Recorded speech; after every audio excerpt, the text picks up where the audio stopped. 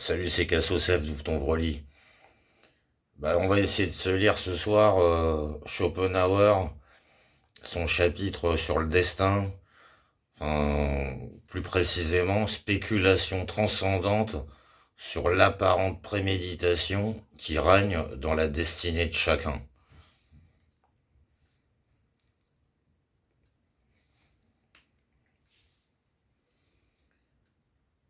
Il n'y a pas de hasard dans la vie, mais seulement ordre et harmonie. Plotin dans les Énéades, livre 4.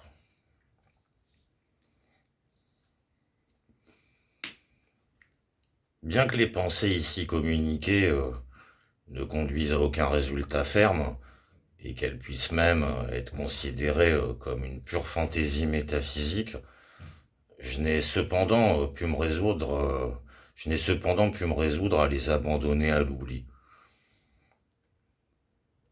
En effet, elles seront les bienvenues pour quelques personnes, au moins par comparaison avec les leurs touchant au même objet.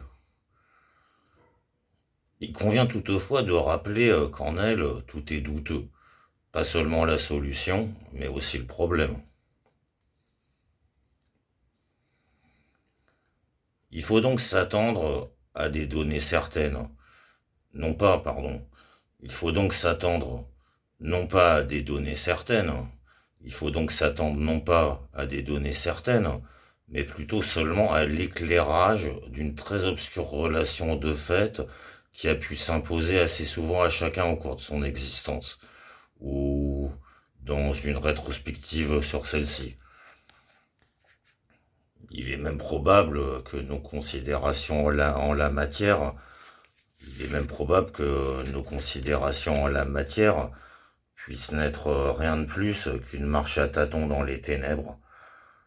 On remarque bien qu'il y a quelque chose, mais sans savoir au juste ni où ni quoi. Si toutefois il m'arrive de prendre parfois un ton positif, si toutefois il m'arrive de prendre parfois un ton positif ou même dogmatique, qu'il soit dit une fois pour toutes qu'il en est ainsi simplement pour éviter la prolixité et la lourdeur par répétition constante de formules qui traduisent le doute et l'hypothèse, que ce ton enfin ne doit pas être pris au sérieux.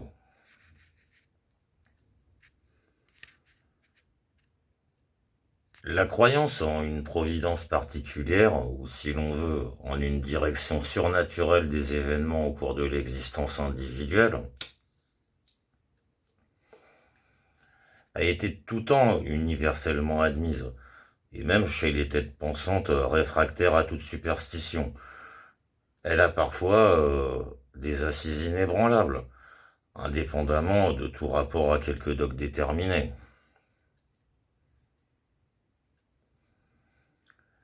Avant tout, il peut lui être opposé que selon le genre de toute croyance religieuse, elle n'a pas surgi de la connaissance, mais de la volonté, et qu'elle est directement la fille de notre condition misérable.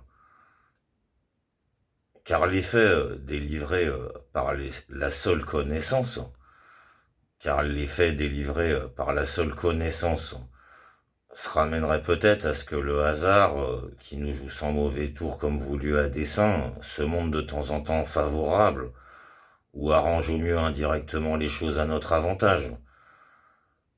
Dans tous les cas semblables, nous reconnaissons en lui la main de la Providence, et même le plus clairement lorsque, contre notre, contre notre propre manière de voir, il nous a conduits par des voies auxquelles nous répugnons vers un but qu'assure notre bonheur. Nous disons alors tutto bene navigavi comme naufragium feci. Dès lors que je fis naufrage, j'ai bien navigué. Et le constat, et le contraste entre choix et direction devient absolument indéniable, mais au bénéfice sensible de cette dernière. Pour cette même raison, nous nous consolons dans les hasards malencontreux par la sentence fréquemment vérifiée qui sait à quoi cela est bon. Elle a sa source dans cette idée que bien que le destin gouverne le monde, il a néanmoins l'erreur pour associer.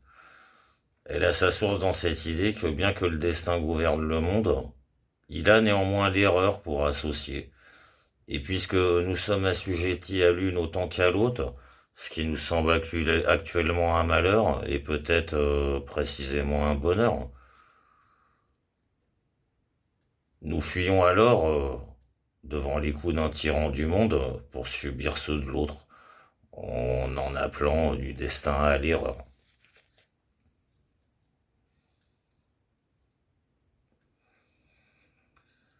Cela mis à part, c'est une pensée d'une audace sans pareille que de supposer un dessein au simple et pur hasard.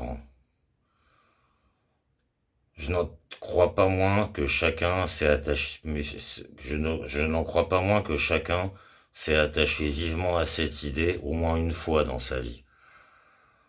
On le trouve même chez tous les peuples et dans toutes les doctrines religieuses, même le plus nettement chez les musulmans.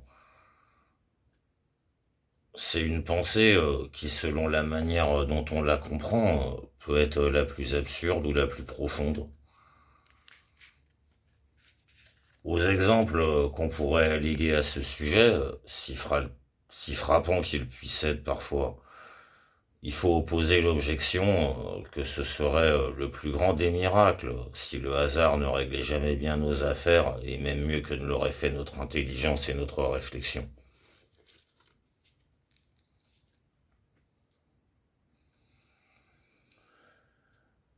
Que tout ce qui arrive se produise sans exception en vertu d'une rigoureuse nécessité, voilà une vérité évidente a priori, donc irréfutable. Je la nommerai ici le fatalisme démontrable.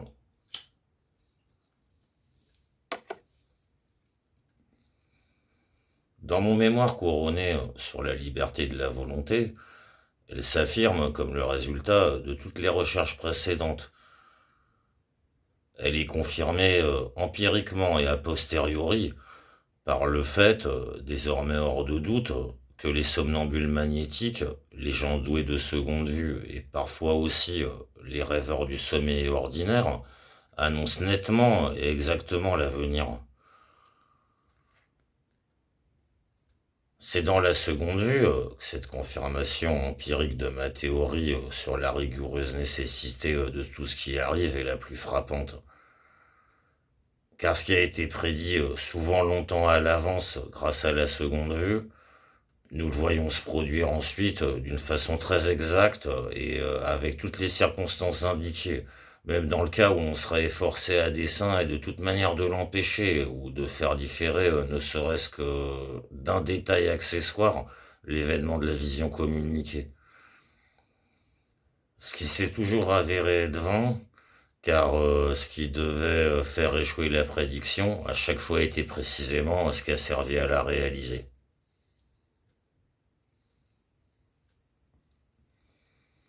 C'est ainsi que dans les tragédies, comme dans l'histoire des anciens, le malheur annoncé par les oracles ou par les songes est justement provoqué par les précautions prises à son encontre. Je me contenterai de citer ici, parmi de si nombreux exemples, celle du roi Oedipe et la belle histoire de Crésus avec Adraste dans Hérodote. Les cas de seconde vue correspondant à ceci se trouvent dans la troisième livraison du tome 8 des archives du magnétisme animal, publié par Kieser, et que nous devons au très honnête Benul Bensen.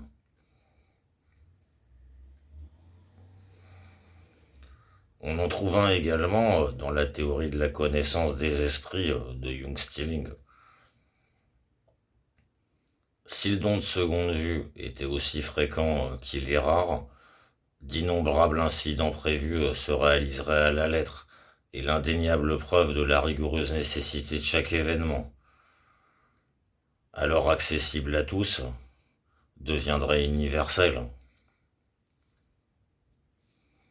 Si le don de seconde vue était aussi fréquent qu'il est rare, d'innombrables incidents prévus se réaliseraient à la lettre, et l'indéniable preuve de la rigoureuse nécessité de chaque événement, alors accessible à tous, deviendrait universelle.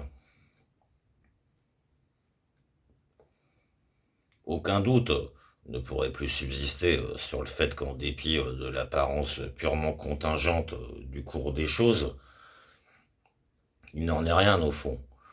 Aussi pencherait-on pour penser que tous ces hasards eux-mêmes, aussi penserait-on pour penser que tous ces hasards eux-mêmes sont impliqués dans une nécessité profondément dissimulée, donc dont l'unique instrument ne serait autre que le hasard. Percer celle-ci du regard, tel a toujours été l'effort de la mantique. Hors de cette mantique, justement remise en mémoire, mantique, la divination par les cartes.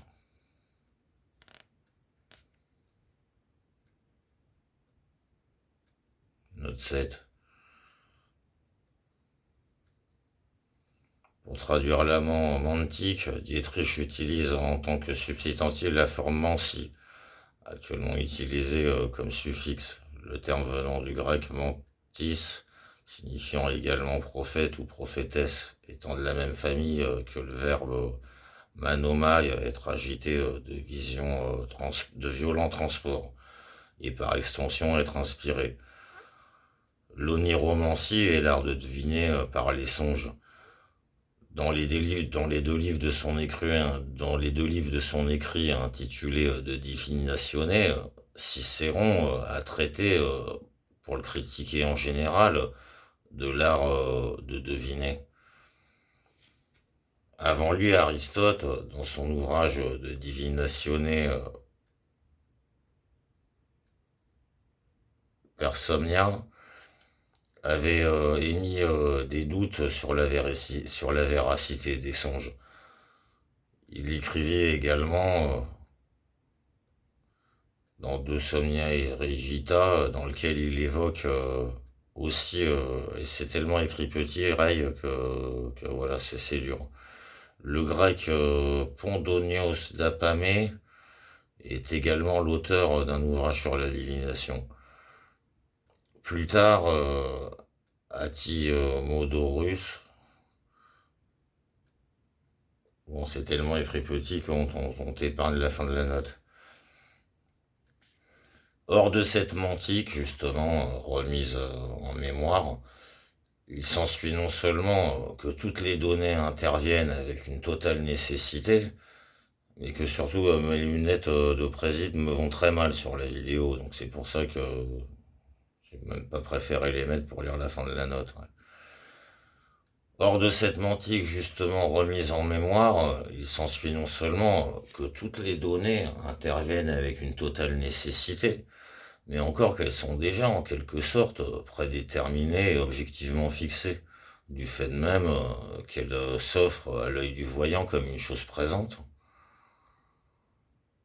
Celle-ci pourrait toutefois se laisser ramener à la simple nécessité de sa production par suite du décours de la chaîne causale. En tout cas, l'intuition, ou plutôt l'idée que cette nécessité de tout ce qui arrive n'est nullement aveugle. Par conséquent, la croyance en une marche aussi réglée que nécessaire du cours de notre vie est un fatalisme supérieur qui ne se laisse pas démontrer comme le fatalisme simple, mais que chacun subit probablement tôt ou tard et auquel il se fixe pour un temps ou pour toujours, selon le critère de son mode de pensée. Nous pouvons le nommer, par opposition au fatalisme ordinaire et démontrable, le fatalisme transcendant. Il ne provient pas, comme le premier, d'une connaissance théorique proprement dite, ni de la recherche nécessaire à celle-ci, dont bien peu de gens seraient capables. Mais il découle insensiblement des expériences personnelles de la vie. Parmi celles-ci, certains événements se font observer qui portent nettement en eux, d'une part, grâce à leur spéciale et grande utilité, le cachet d'une nécessité morale ou intérieure, et d'autre part, celui de la totale contingence extérieure. Leur fréquente répétition conduit peu à peu à l'idée, qui devient souvent une conviction, que si confuse qu'elle puisse paraître, la vie individuelle dans son cours est un tout ayant une tendance concordante déterminée et qui est doué d'un sens riche d'enseignement, tout autant que l'époque la plus profondément méditée. Mais l'enseignement ainsi départi s'applique seulement à la volonté de l'individu, volonté qui est fondamentalement son erreur individuelle.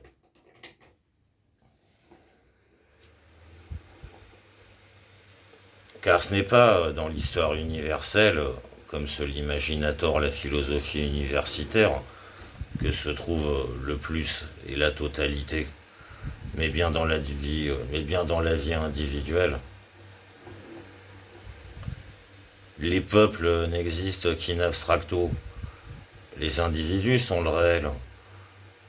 Il s'ensuit que l'histoire universelle est dépourvue de signification métaphysique directe.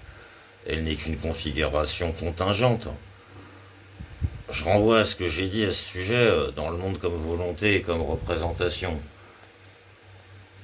Ainsi, eu égard à la liberté individuelle, ainsi, eu égard à la destinée individuelle,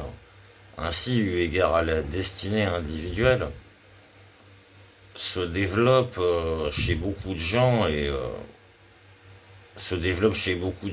ce fatalisme transcendant que favorise pour chacun peut-être une fois la contemplation attentive de la vie, lorsque son fil s'est déroulé jusqu'à une longueur respectable. Ce fatalisme transcendant n'apporte pas seulement beaucoup de réconfort, mais peut-être aussi beaucoup de vrai. Voilà pourquoi on l'a affirmé de tout temps, et même à titre de dogme. Le témoignage d'un homme du monde et d'un courtisan éprouvé, Knebel, qu'il porta alors qu'il avait atteint l'âge de Nestor, il était nonagénaire, mérite d'être cité d'être cité ici pour sa complète impartialité. Il dit dans une lettre: en observant attentivement, on trouvera que dans la vie de la plupart des hommes, il y a un certain plan qui leur est en quelque sorte assigné par leur propre nature ou par les circonstances qui les mènent. Si changeants et diversifiés que puissent être les événements de leur vie, on finit pourtant par apercevoir un tout qui permet de remarquer en lui un certain accord.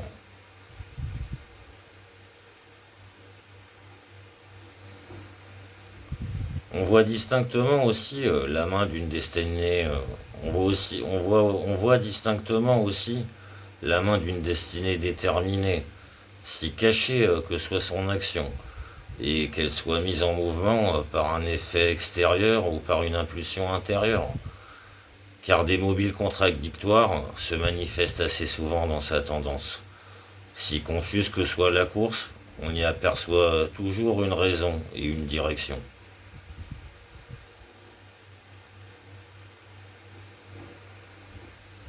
Le plan méthodologique du cours individuel de la vie évoqué ici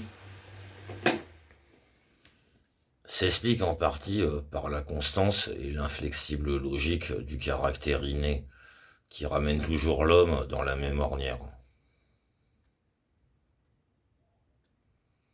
ce qui est le plus conforme à ce caractère.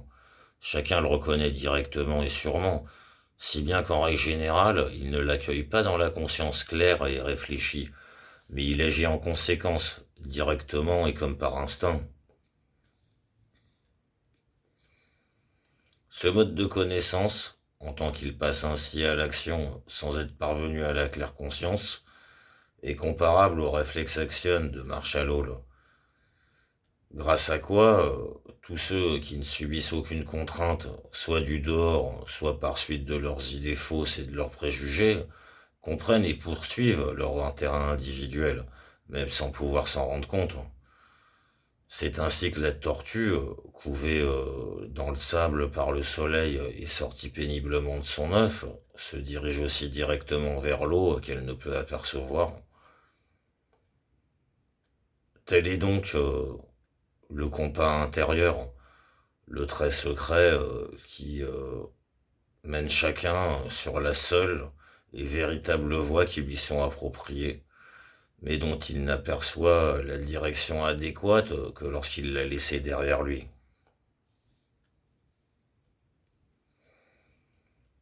Cependant, face à la puissante influence et à la violence des circonstances extérieures, cela ne semble pas suffisant.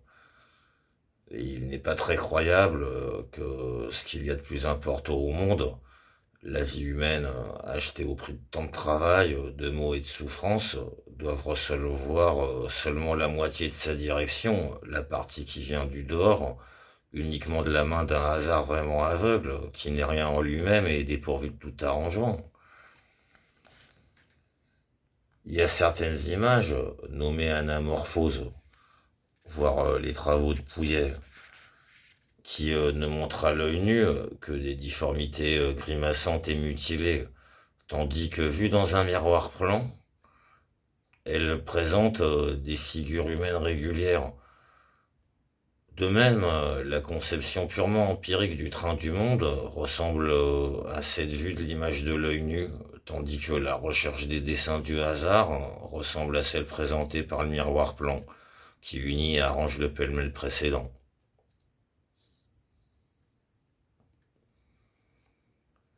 Néanmoins, on peut toujours opposer à cette opinion celle en vertu de laquelle la connexion méthodique que nous croyons percevoir dans les données de notre vie n'est qu'un effet inconscient de notre imagination ordonnante et schématisante, en vertu de laquelle, de la même façon, nous voyons en très net et beau, sur un mur taché, des figures et des groupes humains en introduisant une connexion méthodique dans la tâche que le plus aveugle des hasards a produite.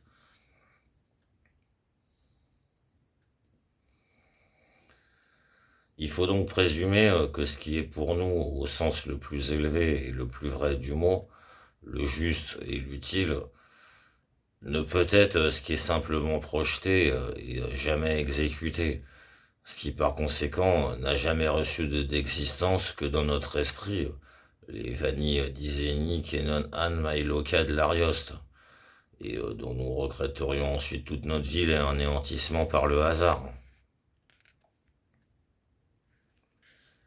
Mais c'est plutôt ce qui est imprimé effectivement sur le grand tableau de la réalité et dont nous disons avec conviction, après que nous en avons reconnu l'opportunité, sic erat in fitis, cela devait arriver.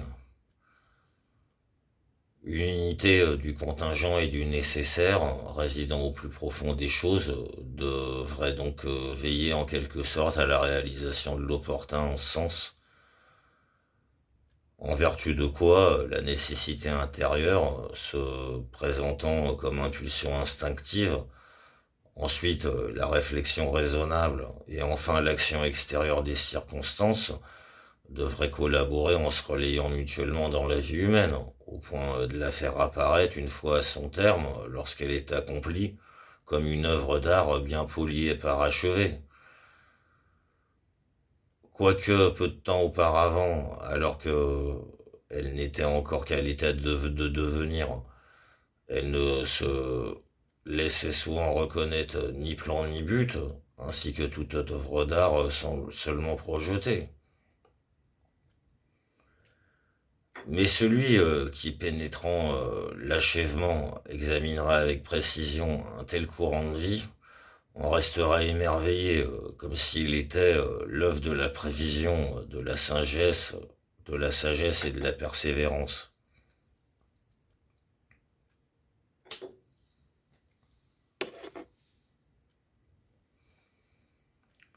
Mais celui qui, pénétrant l'achèvement, examinera avec précision un tel courant de vie, on restera émerveillé, comme s'il était l'œuvre de la prévision, de la sagesse et de la persévérance les plus réfléchies. Son importance totale dépend toutefois de la nature ordinaire ou extraordinaire du sujet. De ce point de vue, on pourrait admettre l'idée très transcendante qu'à la base de ce mundus phénoménum dans lequel règne le hasard, se trouve partout un mundus intelligibilis qui domine le hasard lui-même.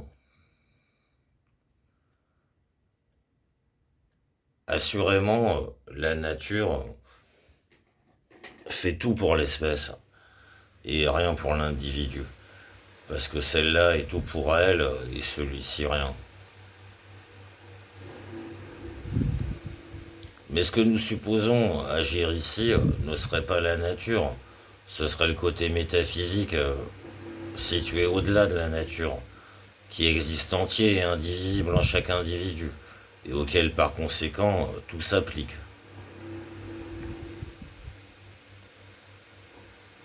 On devrait sans doute, pour tirer ces choses au clair, répondre auparavant aux questions suivantes.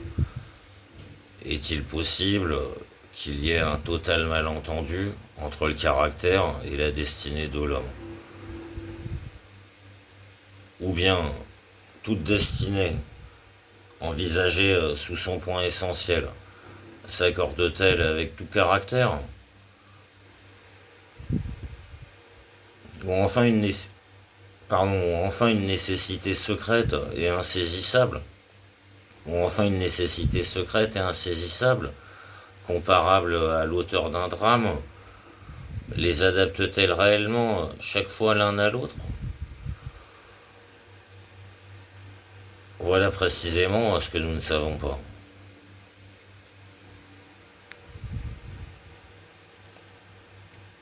Cependant, nous croyons être, à tout instant, maîtres de nos actions. Seulement, si nous jetons un coup d'œil rétrospectif sur notre vie et que nous envisageons nos passages malheureux avec leurs conséquences, souvent nous ne comprenons pas comment nous avons pu faire ceci ou ne pas faire cela, de sorte qu'il semble qu'une force étrangère a dirigé nos pas. C'est pourquoi Shakespeare a écrit Destin montre ta force, nous ne le devons pas à nous-mêmes. Ce qui est décrété doit être, et qu'il en soit ainsi. Les anciens ne se lassent pas de proclamer en vers et en prose la toute-puissance du destin, en montrant l'impuissance de l'homme contre lui. On constate partout que c'est là une conviction dont ils sont pénétrés, en pressentant une mystérieuse concaténation des choses plus profondes que n'est la concaténation clairement empirique. De là, les nombreuses dénominations de cette idée en grec. Goethe dit aussi, dans Gus von Berlichingen, nous autres hommes, nous ne nous conduisons pas nous-mêmes. De mauvais esprits possèdent une force en vertu de laquelle ils s'acharnent à notre perte. Il dit de même dans Egmont, acte 5, dernière scène, l'homme s'imagine diriger sa vie, se conduire lui-même, tandis que son fond le plus intime est entraîné irrésistiblement vers sa destinée. Oui, le prophète Jérémie l'a déjà dit, la voie de l'homme ne dépend point de l'homme, et personne ne veut marcher ou conduire ses pas, et personne ne peut marcher ni conduire ses pas comme il le veut. La voie de l'homme ne dépend point de l'homme, et personne ne peut marcher ni conduire ses pas comme il le veut. Tout cela repose sur le fait que nos actions sont le produit nécessaire de deux facteurs, dont l'un, notre caractère, reste immuable, mais ne nous est connu qu'a posteriori, c'est-à-dire progressivement. Quant à l'autre, ce sont les motifs. Ceux-ci résident à l'extérieur.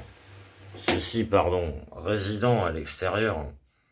Les motifs résidant à l'extérieur sont amenés nécessairement par le cours des choses et déterminent le caractère donné, à condition que sa nature reste la même, avec une nécessité semblable à celle d'un mécanisme.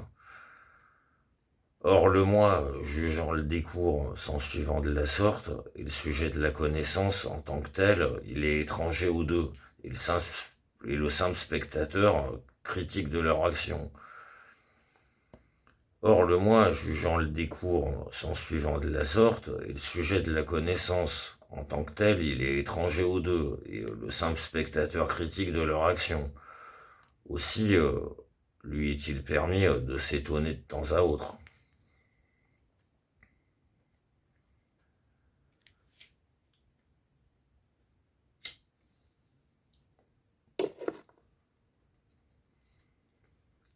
Si on a saisi le point de vue de ce fatalisme transcendant et qu'à partir de lui on examine une vie individuelle, on a souvent devant les yeux le plus curieux de tous les spectacles dans le contraste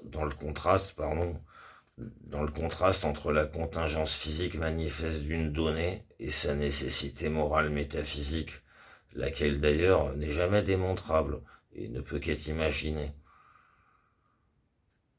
Pour saisir ceci par un exemple universellement connu, qui par sa netteté est en même temps propre à servir de type, qu'on se reporte à la pièce de Schiller, La course vers la forge.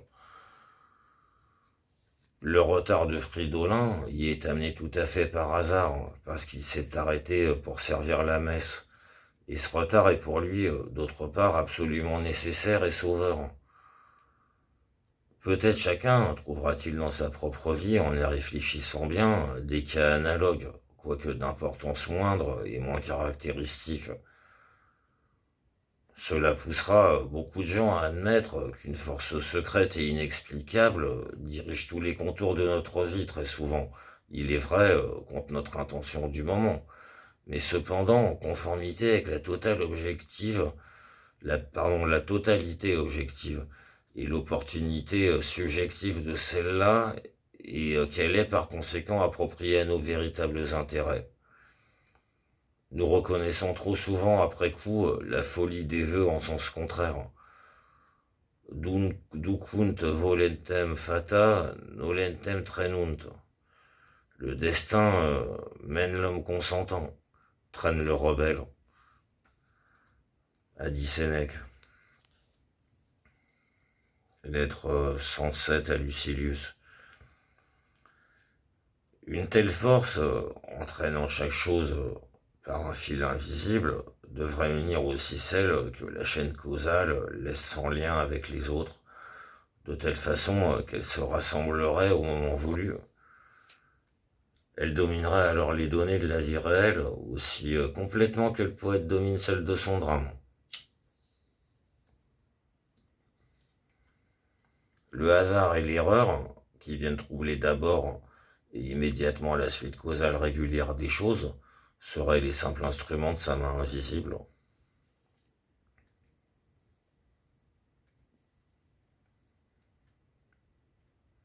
Par-dessus tout, une considération nous pousse à admettre l'hypothèse hardie d'une pareille force insondable, issue de l'unité de la profonde racine de la nécessité et de la contingence. C'est que l'individualité déterminée et singulière de tout être humain, sous le rapport physique, moral et intellectuel, qui est tout pour lui et doit en conséquence provenir de la plus haute nécessité métaphysique, s'affirme d'autre part, ainsi que je l'ai démontré dans mon ouvrage principal au livre 2, chapitre 43, comme le résultat nécessaire du caractère moral du père, de la capacité intellectuelle de la mère et de la corporisation totale des deux. Or, l'union des parents, en règle générale, est amenée par des circonstances fortuites en apparence. Ici, donc, s'impose irrésistiblement à nous l'exigence ou le postulat métaphysico-moral d'une dernière unité de la nécessité et de la contingence.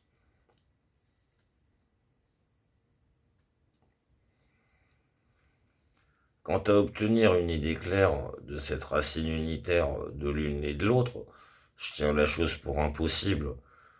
Tout ce qu'on peut dire à ce sujet, c'est qu'elle serait à la fois ce que les anciens nommaient destin, fatum, ce qu'ils entendaient par le génie directeur de chaque individu, mais pas moins aussi ce que les chrétiens révèrent comme providence. Ces trois choses diffèrent, il est vrai, l'une de l'autre, en ce que le fatum est regardé comme aveugle et les deux autres comme doués de la vue. Mais cette différence anthropomorphique disparaît et perd toute importance dans l'essence profonde et métaphysique des choses, où nous avons simplement à chercher la racine de cette unité inexplicable du contingent avec le nécessaire, qui apparaît comme le recteur secret de toutes les choses humaines.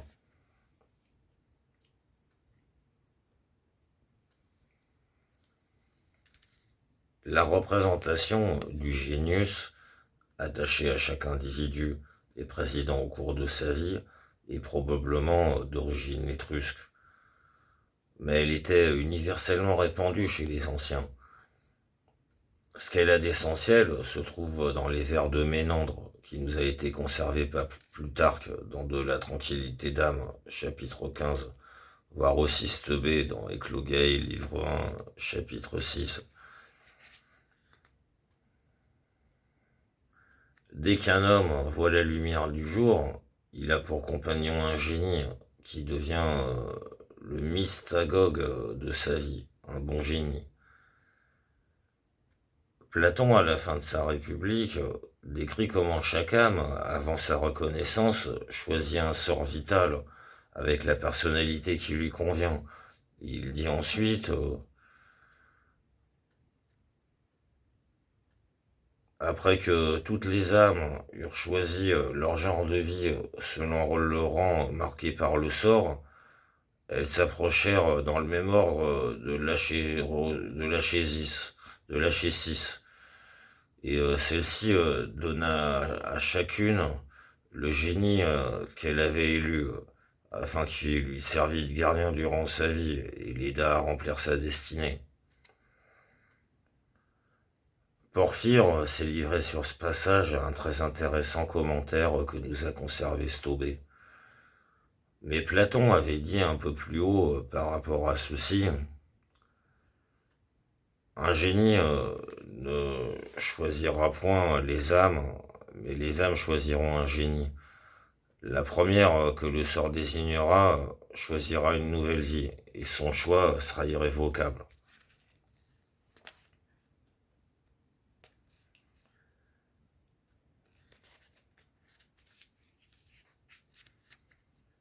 Théophraste, Paracelse, a très profondément compris cette idée quand il dit pour que le fatum soit bien reconnu, chaque homme a un esprit qui habite hors de lui et place son siège dans les étoiles supérieures.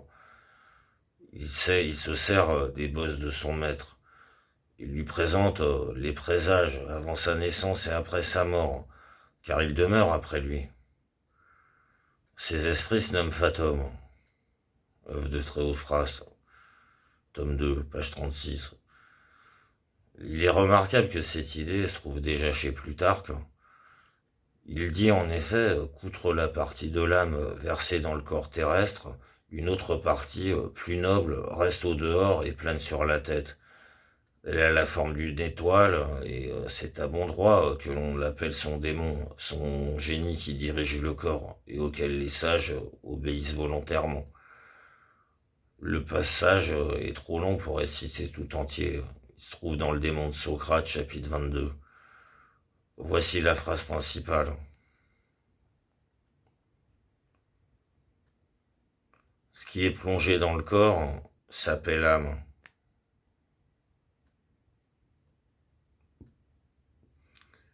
Mais la partie inaccessible à la corruption est nommée intelligence par la foule, qui s'imagine que cette faculté est en nous. Quant à ceux qui jugent sagement, ils sentent qu'elle est hors de nous, et ils l'appellent démon. Je remarque en passant que le christianisme, qui transformait volontiers, on le sait, les dieux et les démons des païens en diables, paraît avoir fait de ce génie des anciens le spiritus familiaris des savants et des magiciens. La représentation chrétienne de la providence est trop connue pour qu'il soit nécessaire d'insister sur ce point. Ce sont d'ailleurs que des conceptions figurées et allégoriques de ce qui nous occupe. Il ne nous est pas permis, en effet, de saisir les vérités les plus profondes et les plus mystérieuses autrement qu'en images et en allégorie. À la vérité, cependant, cette force, cachée et régentant même les influences extérieures, peut n'avoir en définitive sa racine que dans notre propre mystérieux intérieur. Car l'alpha et l'oméga de toute existence résident finalement en nous-mêmes. Mais la plus simple possibilité de la chose, au cas le plus heureux, nous ne la concevrons elle aussi qu'au moyen d'analogies et d'allégories, dans une certaine mesure et de fort loin.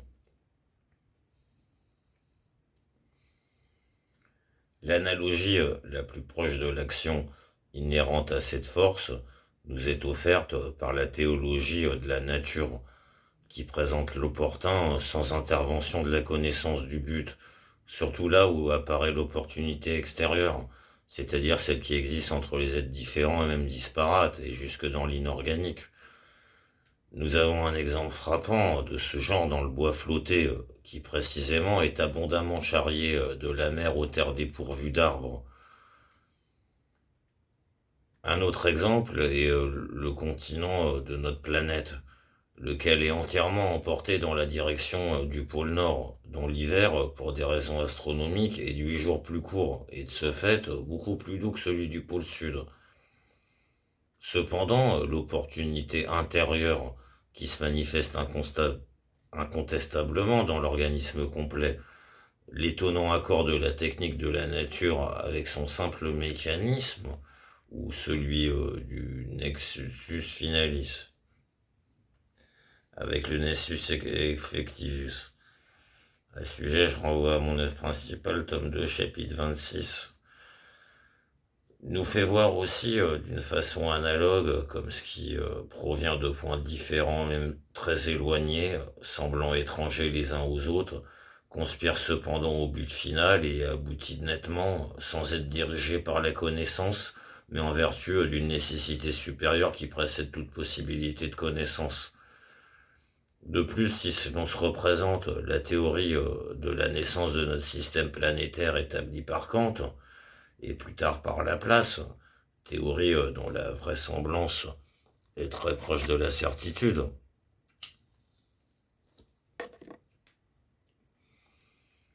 et si l'on se livre à des considérations comme celles qu'on trouve dans mon œuvre principale, tome 2, chapitre 25, page 324, si l'on réfléchit en un mot comment du jeu des forces naturelles aveugles, obéissant à leur loi inflexible, devait finalement surgir ce merveilleux monde planétaire si bien ordonné, on a ici aussi une analogie qui peut servir en général et de loin à admettre la possibilité que même la course vitale individuelle soit dirigée par les événements qui sont souvent le jeu si capricieux du hasard aveugle, mais qui obéissent en quelque sorte à un plan méthodique, conformément au plus grand avantage de la personne. Cela admis, le dogme de la providence, en tant qu'il est totalement anthropomorphique, pourrait être accepté comme vrai, mais non directement et sensu proprio. Il serait simplement l'expression indirecte, allégorique et mythique d'une vérité, et il suffirait donc pleinement, comme tous les mythes religieux, à l'assistance pratique et à l'apaisement subjectif dans le sens par exemple de la théorie de la théologie morale de Kant, qu'il faut comprendre elle aussi comme un simple schéma d'orientation, c'est-à-dire allégoriquement.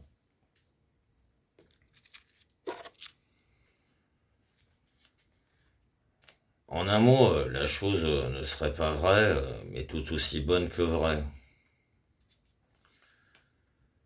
Remarquons que dans ces sombres et aveugles forces primordiales de la nature, du jeu alterné desquels émane le système planétaire, la volonté de vivre, qui apparaît ensuite dans les phénomènes les plus achevés du monde, est ce qui agit déjà à l'intérieur pour le diriger, travaillant déjà à ses fins en vertu des sévères lois de la nature, elle prépare là les fondements solides du monde et de son ordre. C'est ainsi que le choc, ou l'élan le plus fortuit, a déterminé pour toujours l'obliquité de l'écliptique et la rapidité de la rotation, et que le résultat final doit être la représentation de son essence entière, hein, parce que celle-ci est déjà active dans ses forces originaires elles-mêmes.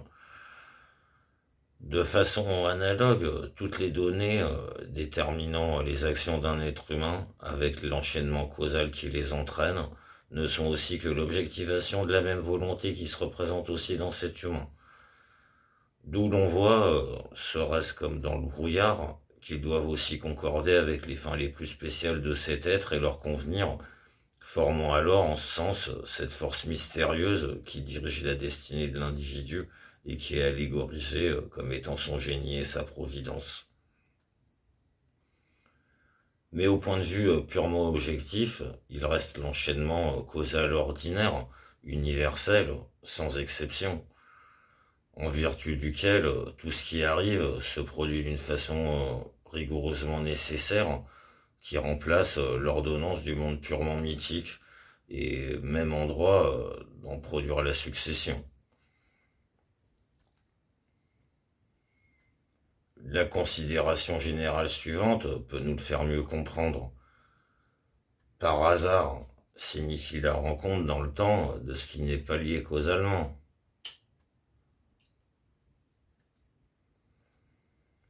Mais il n'y a rien d'absolument fortuit. Le fait même le plus accidentel n'est qu'un fait nécessaire survenu par une voie éloignée. Pardon, les causes, les causes, placées tout au commencement de la chaîne causale, ont déjà depuis longtemps décidé au contraire, en toute nécessité, que le fait devait se produire juste maintenant, et par conséquent en même temps que l'autre.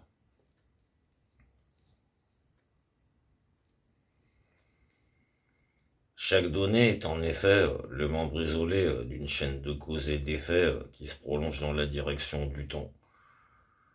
Or, grâce à l'espace, il y a une infinité de ces chaînes, les unes à côté des autres. Cependant, loin d'être complètement étrangères entre elles et sans lien réciproque, elles sont plutôt entrelacées de multiples façons. Ainsi, plusieurs causes originaires agissant maintenant simultanément et dont chacune produit un autre effet, dérivent d'une cause originaire commune, dérivent d'une cause originaire commune. Ainsi, plusieurs causes originaires agissant maintenant simultanément et dont chacune produit un autre effet, dérivent d'une cause originaire commune et sont en conséquence aussi apparentées entre elles que le sont les arrière-petits-fils d'un aïeul. Et par ailleurs, ils font aussi souvent un seul effet actuel de la rencontre de nombreuses causes différentes issues du passé, chacune en qualité de membre de sa propre chaîne.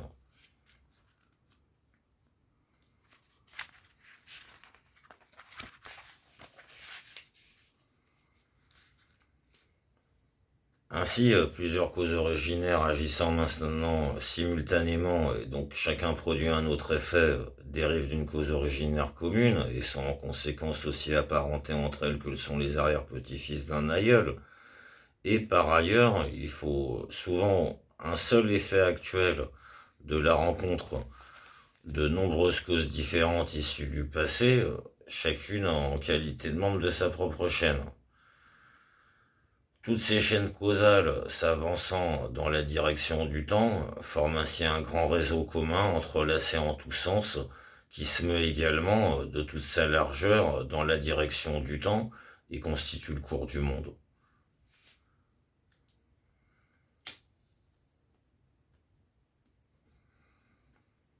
Si maintenant nous nous figurons ces chaînes causales isolées par des méridiens qui seraient situés dans la direction du temps, ce qui est simultané, et pour cette raison ne se trouve pas en rapport aussi direct, peut être partout indiqué par des cercles parallèles.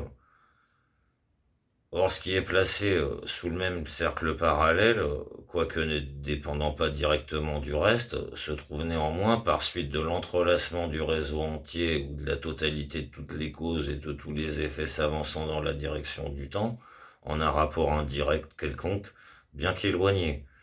La simultanéité actuelle est conséquemment nécessaire. C'est sur elle que repose la rencontre accidentelle de toutes les conditions d'un événement nécessaire au sens élevé, l'accomplissement de ce que le destin a voulu. C'est la raison pour laquelle, par exemple, à la suite de la migration des peuples, quand le flot de la barbarie se répandit sur l'Europe, les plus beaux chefs-d'œuvre de la sculpture grecque, le Laocoon, l'Apollon du Vatican, etc., disparurent comme un coup de théâtre dans le sein de la terre. Ils y attendirent pendant 1000 ans, intacte, une époque plus douce et plus noble, comprenant les arts et les appréciants, la fin du XVe siècle, sous le pontificat de Jules II, et reparurent alors à la lumière comme les modèles bien conservés du beau et du véritable type de la figure humaine. C'est également la raison pour laquelle se produisent au bon moment les occasions et les circonstances importantes et décisives dans la vie de l'individu, et finalement aussi les présages auxquels la croyance est si générale et si indéracinable qu'il n'est pas rare de l'avoir admise même chez les esprits supérieurs. Car rien n'est absolument contingent, mais tout se produit plutôt nécessairement, et la simultanéité même de ce qui n'est pas lié causalement, qu'on appelle le hasard, est nécessaire, puisque ce qui est actuellement simultané a déjà été déterminé comme tel par des causes dans le passé le plus reculé. Tout se reflète en tout, toute chose a son écho de toute chose, et l'axiome bien connu d'Hippocrate de Alimento, relatif à l'action commune que l'on connaît dans l'organisme, est également applicable à la totalité des choses. Un seul courant d'ensemble, un seul accord de volonté, tout en sympathie.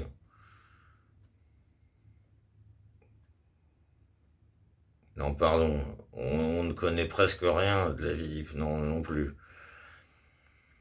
Le penchant inextircable de l'homme à tenir compte des présages, ses extispicia, ses consultations à l'aide de la Bible, des cartes, du plomb fondu, du marc de café, etc., témoignent qu'il regarde comme possible, en dépit de toute raison, de reconnaître par le présent et par ce qui se trouve nettement sous les yeux ce qui est caché par l'espace ou le temps, c'est-à-dire ce qui est éloigné au futur, de sorte qu'il pourrait déchiffrer celui-ci d'après celui-là, s'il possédait la véritable clé de cette écriture secrète. Une seconde analogie, qui peut d'un côté tout différent,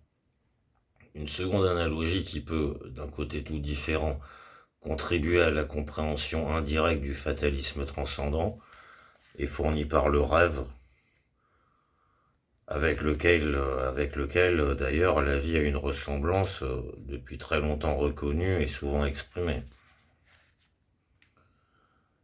L'idéalisme transcendantal de Kant peut même être envisagé comme l'exposition la plus claire de ce caractère de rêve de notre existence consciente, ainsi que je l'ai démontré dans ma critique de sa philosophie.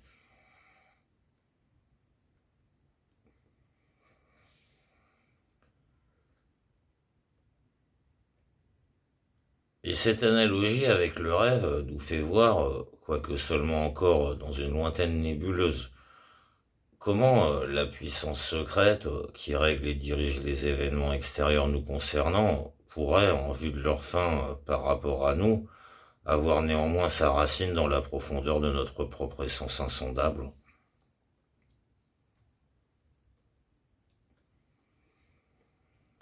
Dans le rêve aussi, les circonstances qui deviennent les motifs de nos actions extérieures et indépendantes de nous-mêmes, et souvent même exécrées, se rencontrent par le plus pur effet du hasard.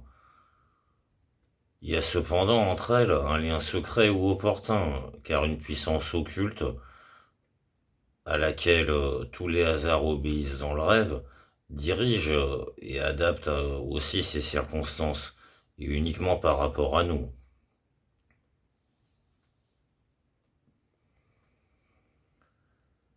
Mais le plus étrange, c'est que cette puissance ne puisse être finalement que notre propre volonté, à un point de vue toutefois qui ne tombe pas dans notre conscience onirique. De là, il advient que les événements du rêve s'y déroulent si fréquemment contre nos désirs, nous jettent dans l'étonnement, les ennuis, voire même dans l'épouvante et dans l'angoisse mortelle, sans que la destinée... De là, il advient que les événements du rêve s'y déroulent si fréquemment contre nos désirs, nous jettent dans l'étonnement, les ennuis, voire même dans l'épouvante et dans l'angoisse mortelle, sans que la destinée, que pourtant nous dirigeons nous-mêmes secrètement, intervienne pour notre salut.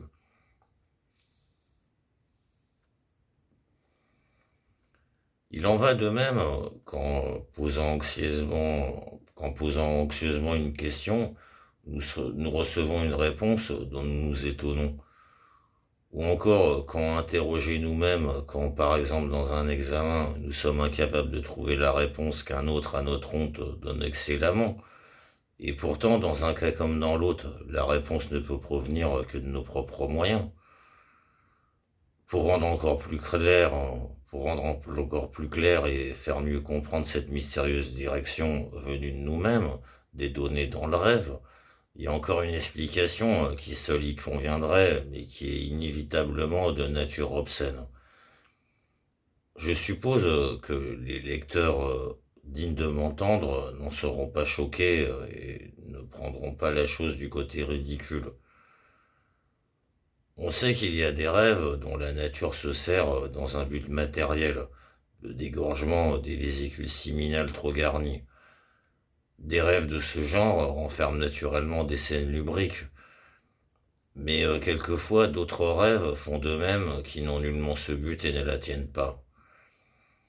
La différence en est que dans les rêves du premier type, les belles et l'occasion se montrent bien favorables à nous, et la nature atteint son but.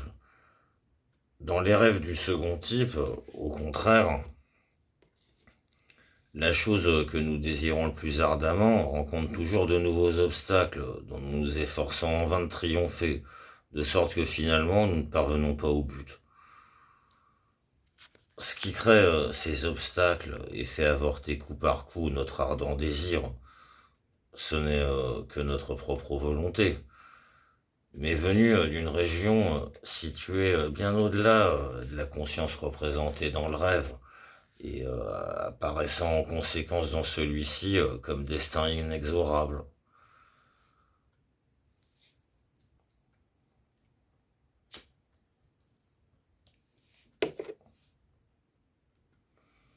N'y aurait-il pas maintenant, avec la destinée dans la réalité et avec la méthode que chacun y remarque peut-être dans sa propre existence, un état qui serait analogue à celui que nous venons d'exposer pour le rêve?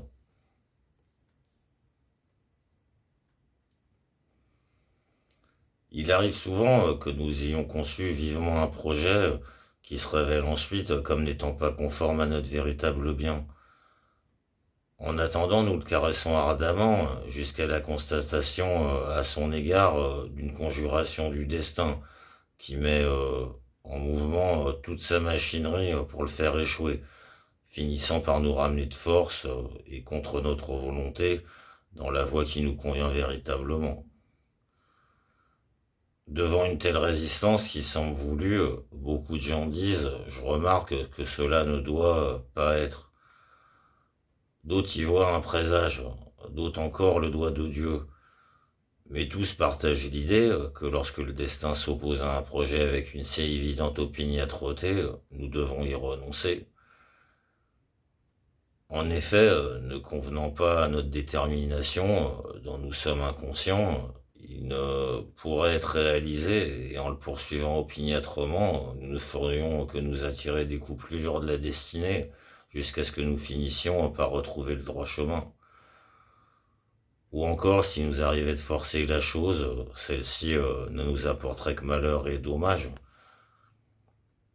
La phrase citée plus haut, Dunsud volentem fata nolentem traunt, le destin mène l'homme consentant, traîne le rebelle, trouve ici sa pleine confirmation.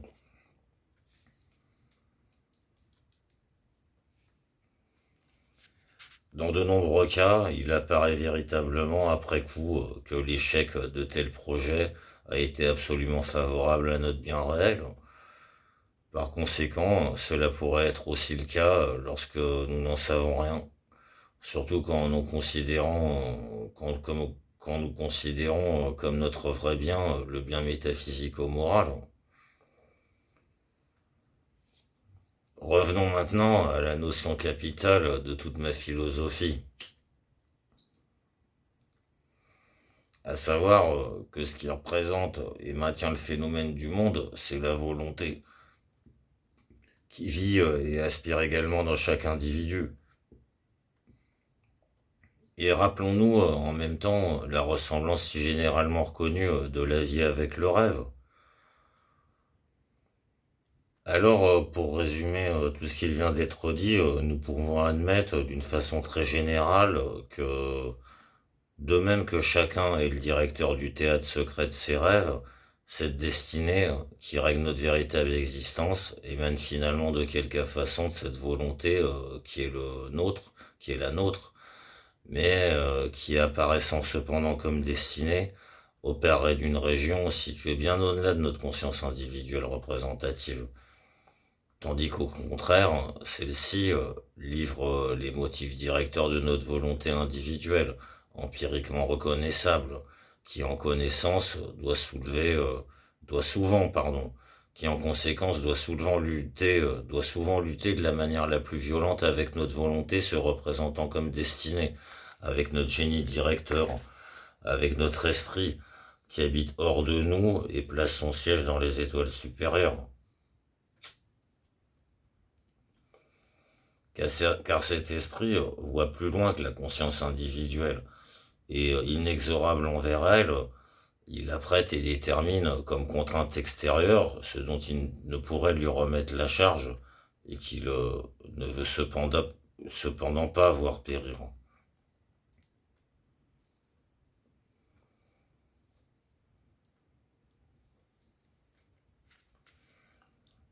La hardiesse saisissante et même exorbitante de cette idée peut être atténuée en premier lieu par un passage de Jean Scott Érigène, à propos duquel il faut rappeler que son Dieu, qui est dépourvu de connaissances et dont ne peut affirmer le temps ni l'espace, ni les catégories aristotéliciennes et auxquelles ne reste en réalité qu'un seul attribut, la volonté, n'est manifestement rien d'autre que ce qu'est chez moi la volonté de vivre.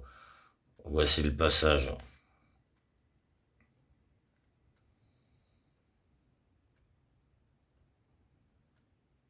Note 2. Jean Scott Érigène.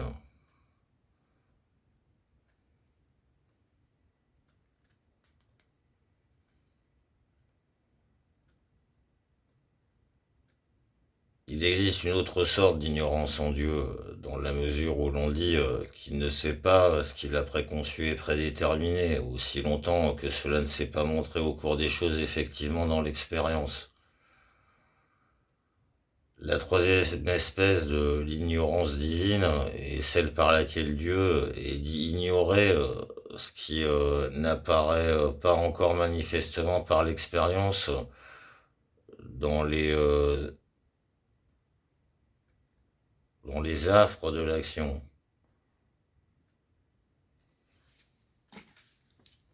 Bien obligé de mettre les lunettes là. La troisième espèce de l'ignorance divine est celle par laquelle Dieu est dit ignorer ce qui n'apparaît pas encore manifestement par l'expérience dans les effets de l'action et de l'opération, bien qu'il possède en lui-même en tant que tel les raisons visibles qu'il a lui-même créées et qui lui sont connues.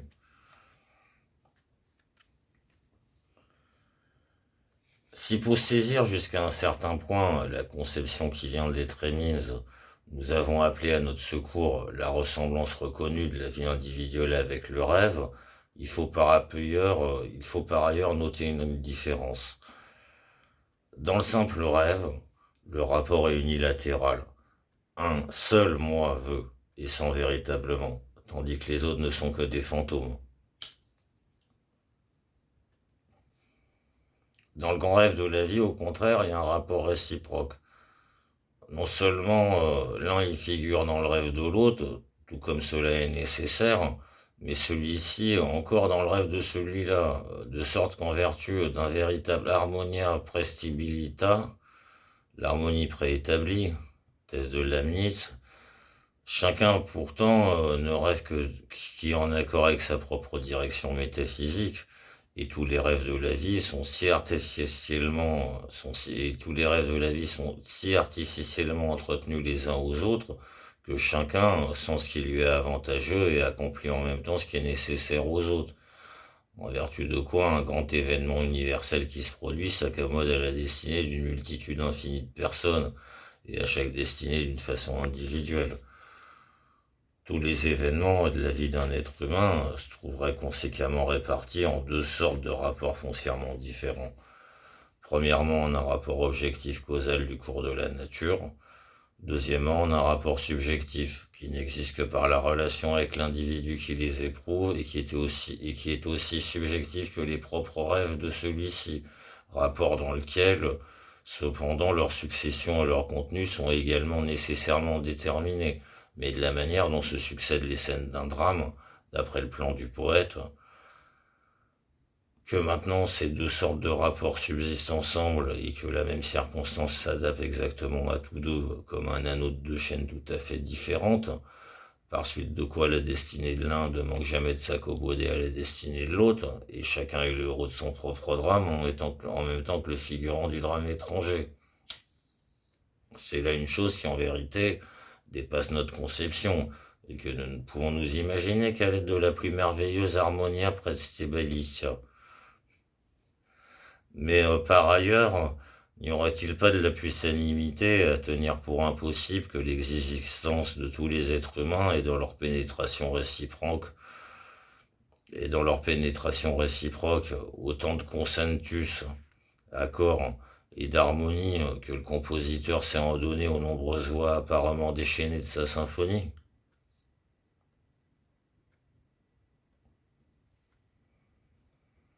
Même notre effroi devant cette pensée colossale s'atténue si nous nous rappelons que le sujet du grand rêve de la vie en un certain sens n'est que la volonté de vivre et que la multiplicité des phénomènes est conditionnée par le temps et par l'espace.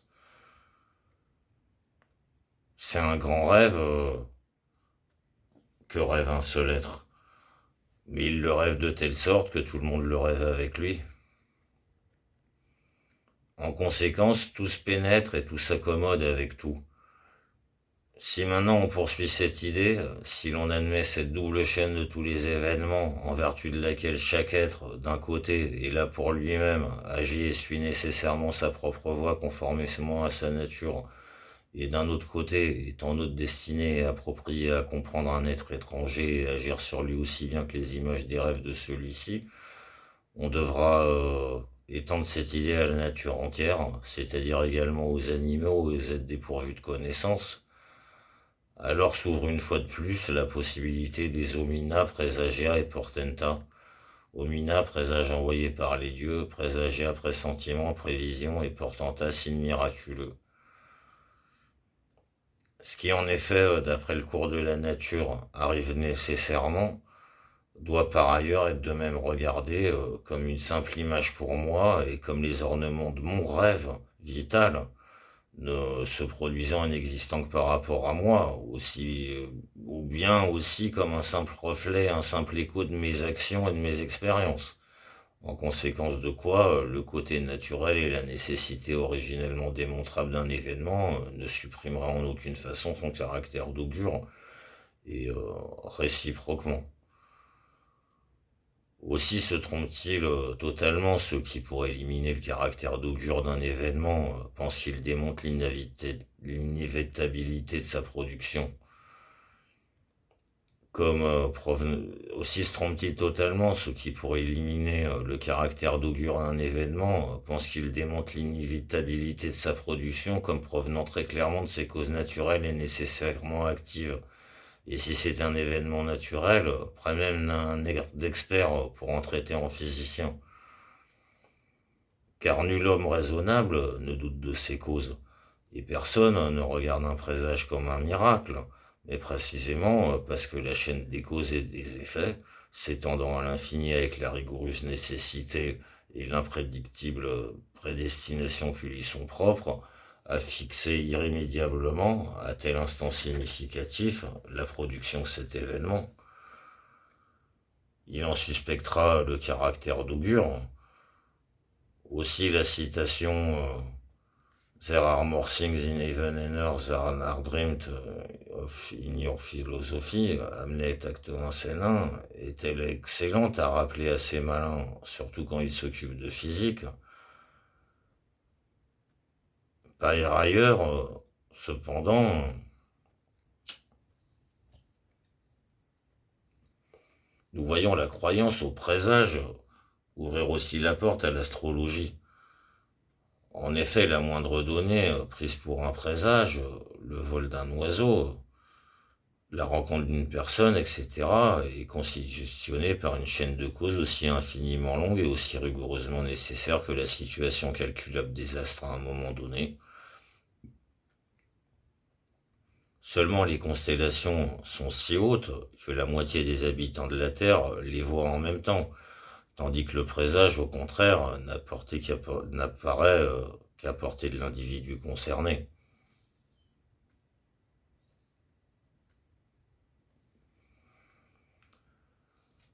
Veut-on se représenter encore par une image la possibilité du présage? On peut comparer celui qui, en une circonstance importante de sa vie enveloppée dans les ténèbres de l'avenir, aperçoit un bon ou un mauvais présage qui l'incite ou le met en garde, à une corde qui frappée n'entend pas elle-même, mais suite à sa commotion, percevrait le son d'une corde étrangère qui résonne avec elle.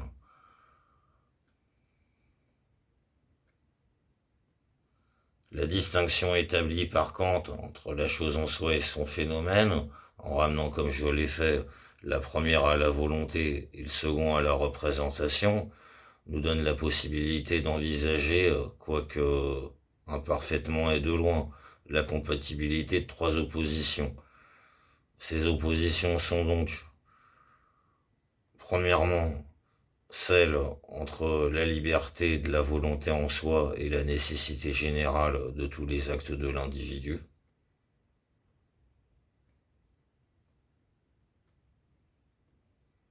Deuxièmement, celle entre le mécanisme et la technique de la nature, ou le nexus effectivus et le nexus finalis, ou l'explicabilité purement causale ou théologique des produits de la nature.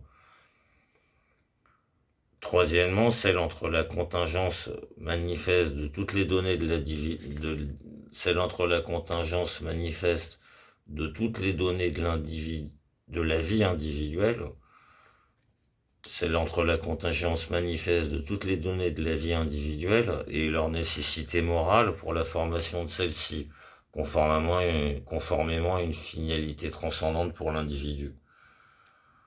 Ou en langage populaire, entre le cours de la nature et la providence. La clarté de notre conception quant à la comptabilité de chacune de ces trois oppositions, quoique incomplète pour chacune, est cependant suffisante pour la première comme pour la seconde, mais suffit moins pour la troisième. Quoi qu'il en soit, cette notion même incomplète de la compatibilité de chacune de ces oppositions jette la lumière sur les deux autres en leur servant d'image et de comparaison. Mais finalement, ce à quoi aurait abouti, à proprement parler, l'ensemble de cette direction mystérieuse de l'existence individuelle que nous venons d'observer ne peut s'établir que d'une façon très générale. Si nous nous en tenons au cas particulier, il semble souvent qu'elle ne se propose que notre bien temporel actuel. Pourtant, celui-ci, par son insignifiance, son imperfection, sa futilité et son caractère transitoire, ne peut sérieusement constituer son but suprême. Nous avons donc à chercher ce but dans notre existence éternelle, au-delà de la vie individuelle. Et alors on peut dire d'une façon toute générale que cette direction donne une telle régularité à notre existence que de l'ensemble de la connaissance qui nous vient par elle naît l'impression métaphysiquement plus efficace sur la volonté, noyau et essence en soi de l'être humain. Car quoique la volonté de vivre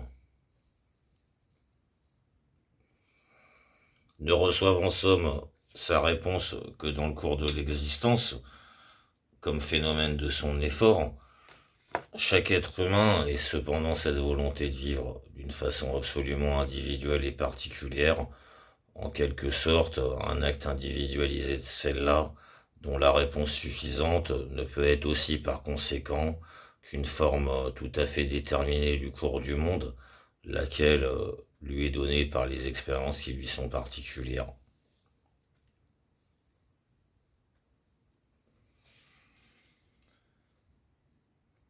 Maintenant que les résultats de ma philosophie et des choses sérieuses, par opposition à la philosophie universitaire ou philosophie pour rire, ont démontré que le détournement de la volonté de vivre est le but suprême de l'existence temporelle, nous devons admettre que chacun est conduit là peu à peu par la voie toute individuelle qui lui convient, donc aussi souvent par de longs détours.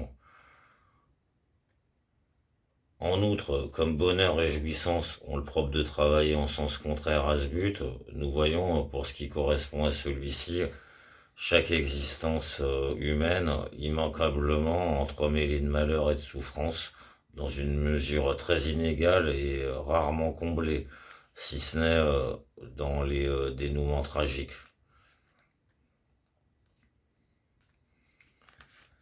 Alors il semble ici que la volonté soit jusqu'à un certain point poussée violemment au détournement de la vie et qu'elle doive renaître à l'existence comme par le fait d'une opération césarienne.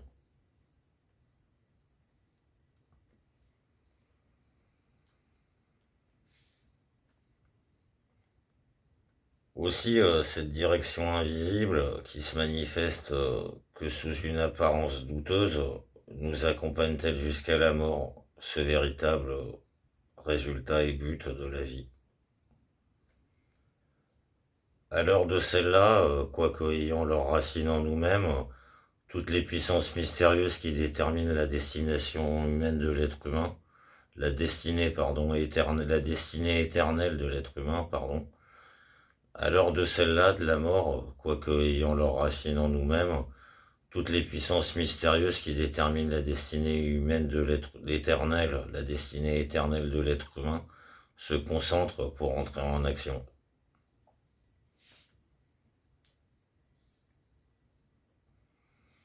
Leur conflit ouvre la voie que celui-ci doit désormais parcourir et prépare ainsi sa palingénésie avec tout le bien et le mal qu'elle renferme et qui fut irrévocablement déterminé par lui-même.